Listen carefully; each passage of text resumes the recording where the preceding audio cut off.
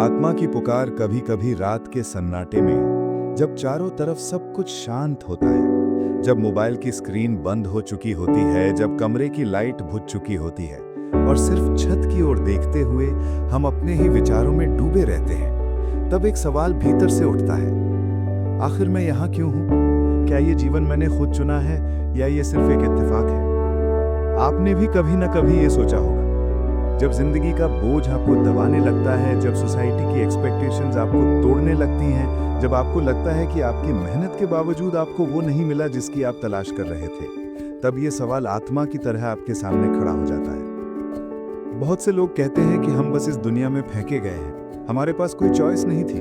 हम कहाँ पैदा होंगे, किस परिवार में आएंगे, किस रिलीजन, किस कास्ट, किस देश में, ये सब हम नहीं चुनते।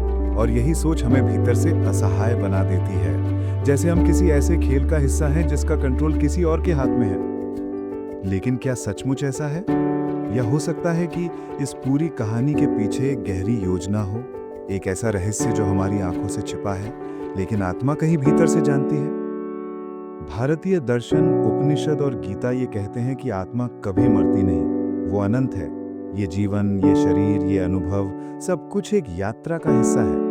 और यदि आत्मा अनंत है तो क्या यह संभव नहीं कि उसने खुद ये तय किया हो कि इस जीवन में उसे क्या अनुभव करना है, किस परिवार में जन्म लेना है, किस कठिनाई से गुजरना है और किस प्रेम से जुड़ना है?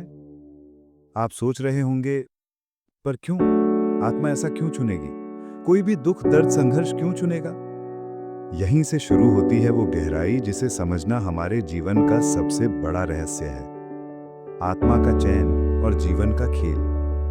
मान लीजिए कि जीवन एक विशाल रंगमंच है। जैसे एक नाटक लिखा जाता है, किरदार तय होते हैं, दृश्य तय होते हैं और हर एक व्यक्ति अपनी भूमिका निभाता है। वैसे ही हमारी आत्मा इस धरती पर आने से पहले अपना एक स्क्रिप्ट चुनती है। आपके स्ट्रगल्स, आपकी फेलियर्स, आपकी लोनलीनेस, आपकी फैमिली बैकग्राउंड, ये सब रैंडम एक्सीडेंट्स नहीं है। ये सब आपकी आत्मा के चुनाव का हिस्सा हो सकते हैं, क्योंकि आत्मा को अनुभव चाहिए, आत्मा को ग्रोथ चाहिए, और ग्रोथ सिर्फ कंफर्ट जोन में रहकर नहीं आती। जरा सोचिए, अगर जिंदगी में कोई चैलेंज ही ना हो, कोई समस्या ही ना हो, कोई हार्ट ब्रेक, कोई असफलता, कोई दुख ही ना हो, तो क्या हम कभी कुछ सीख पाएंगे? क्या हम कभी मजबूत बन पाएंगे? नहीं। इंसान वही बनता है जो कठिनाइयों से जूझता है और फिर भी उठकर खड़ा हो जाता है। हो सकता है आपने गरीबी में जन्म लिया हो सकता है आपके फैमिली ने आपको वो सपोर्ट नहीं दिया जिसकी आपको तलाश थी, हो सकता है आपने रिलेशनशिप्स में गहरी चोट खाई हो, लेकिन कहीं ना कहीं आपकी आत्मा ने ये सब पहले से चुना हो ताकि आप इन सब अनुभवों से होकर अपने असली स्वरूप को पहचान सकें। मॉडर्न साइकोलॉजी भी यही कहती है कि हमारे पेन ही हमारे सबसे बड़े टीचर्स होते हैं। Trauma, loneliness, fear of rejection, ये सब हमें भीतर से बदलते हैं। और यही बातें इंडियन फिलॉसफी भी दोहराती है। दुख ही ज्ञान की जननी है। आत्मा का संवाद, भीतर की आवाज। अब सवाल ये उठता है कि अगर आत्मा ने ये जीवन खुद चुना है तो क्या वो हमें ये कभी बताती है?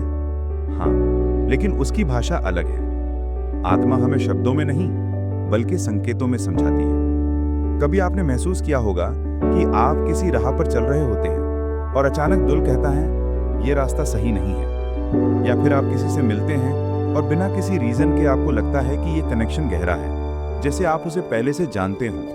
यही आत्मा की भाषा है। साइलेंस में, ड्रीम्स में, अचानक आने वाली इंस्पिरेशंस में, यहीं से आत्मा हमें बताती है कि वो हमें किस दिशा में ले जाना चाहती है। लेकिन हम अक्सर उसे सुनते नहीं, क्योंकि हमारा माइंड बहुत शोर करता है। सोसाइटी की आवाजें, कंपैरिजन की आवाजें, डर और चिंता की आवाजें, ये सब आत्मा की धीमी फुसफुसाहट को दबा देती हैं। लेकिन जब आप मेडिटेशन करते हैं, जब आप अकेले बैठते हैं, जब आप खुद से ईमानदारी से सवाल पूछते हैं, तब आपको वो आवाज सुनाई देती है।